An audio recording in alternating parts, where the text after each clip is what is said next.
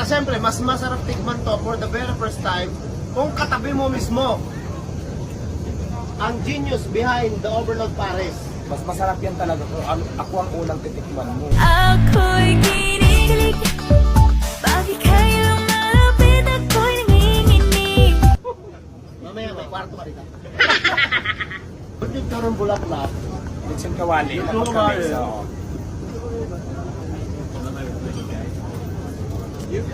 Nakita ko yung video mo kanina, you want an honest review. Kasi magmula nang dumating ako dito sa Pilipinas, mga kaibigan, ang dami ko nang kinain ng pares. Pero, ito man ang sabi ko ha, ito, walang bullshit to, diwata ha. Hindi porket.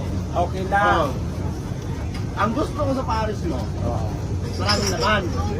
Yung mga ibang kinainan kong pares, mas marami sa bawang.